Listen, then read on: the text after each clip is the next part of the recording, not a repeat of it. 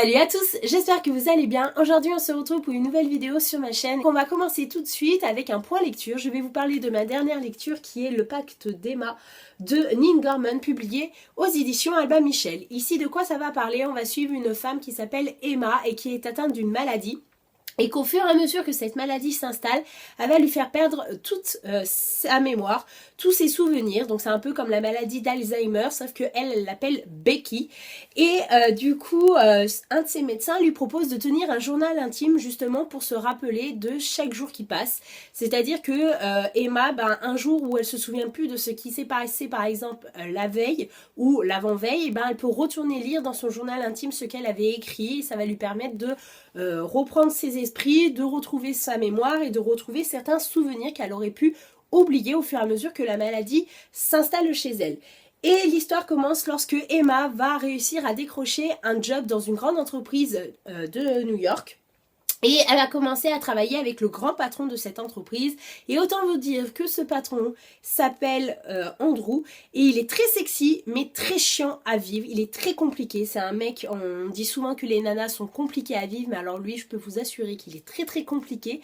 Et du coup, à partir de ce moment-là, la vie d'Emma va basculer à tout jamais. Avant d'aller plus loin dans cette vidéo concernant ce bouquin, je voulais vous tenir au courant que j'allais être la plus objective possible dans cette vidéo. Tout simplement parce que si vous ne savez pas, ce qui m'étonnerait, parce que si vous êtes abonné à ma chaîne et si vous êtes aujourd'hui ici sur ma chaîne, c'est que vous connaissez forcément Nine puisque c'est la booktubeuse française la plus connue sur YouTube. Donc voilà.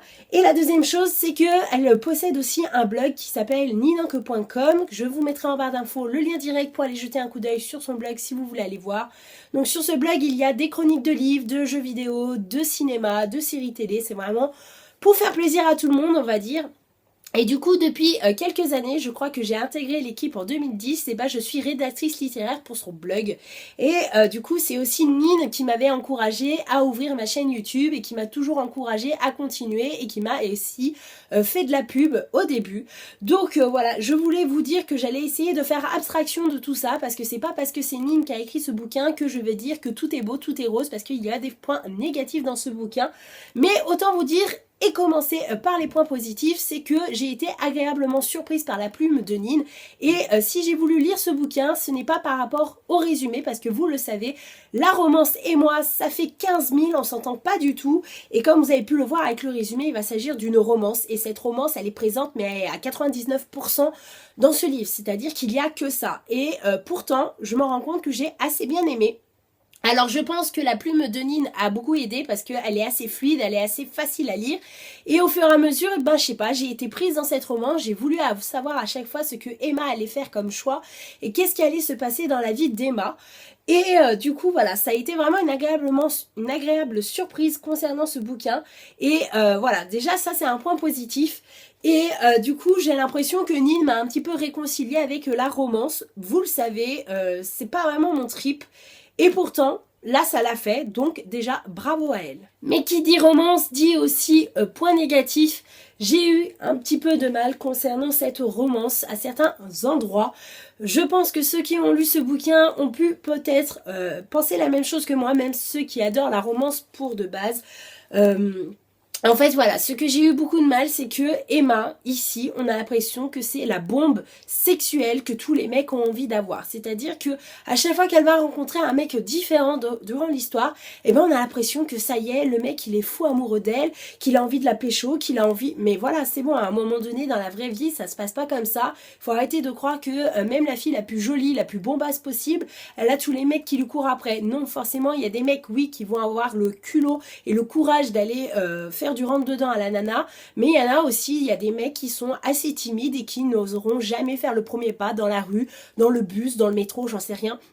Mais voilà, ce qui m'a dérangé un petit peu ici du côté de cette romance, c'est qu'à chaque fois qu'Emma rencontrait un gars, voilà, le gars voulait se la faire et ça m'a un petit peu gonflé parce que c'était un petit peu trop facile. J'avais l'impression que voilà, il y avait qu'elle qui existait, qu'il n'y avait pas d'autres nanas dans la vie et du coup c'est ça qui m'a vraiment dérangée.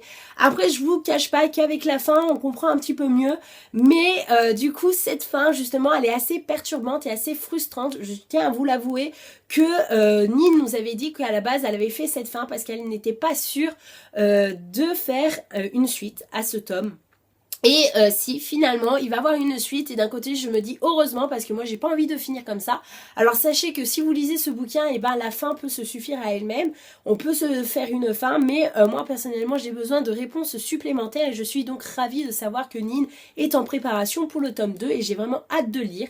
Donc voilà, c'est assez mitigé comme point lecture puisque d'un côté je vous parle aujourd'hui d'une romance qui est pas du tout mon genre d'habitude et je suis étonnée moi-même d'avoir aimé et d'avoir lu ce bouquin assez vite parce que franchement, autant vous dire que des fois j'avais vraiment pas envie de le lâcher pour aller me coucher, mais j'ai été obligée, donc je pensais qu'à une chose le lendemain, c'était le soir pour retrouver la lecture. Mais d'un côté, il y a eu quelques bémols. Mais personnellement, pour quelqu'un qui n'a pas aimé la romance depuis très longtemps, je pense que ces côtés bémols, on peut se les mettre derrière l'oreille et passer à autre chose. En tout cas, voilà, si vous n'aimez pas la romance comme moi, vous pouvez éventuellement essayer ce bouquin. Moi, je vous cache pas que j'ai voulu essayer pour découvrir la plume de Nin parce que comme je la connais un petit peu personnellement, j'avais envie de voir ce qu'elle nous proposait dans ce bouquin. Donc ça a aidé, mais on sait jamais, ça peut aussi aider certains qui sont comme moi d'habitude et qui n'aiment pas la romance. Et voilà, mon point lecture est enfin terminé, j'espère qu'il vous aura plu et en tout cas j'espère que je vous aurai convaincu à découvrir et à lire ce bouquin. En tout cas n'hésitez pas à me dire en commentaire si vous l'avez déjà lu et ce que vous en avez pensé et surtout de cette fin, comme ça on pourra échanger entre nous. Je vous fais de gros bisous et je vous dis à bientôt.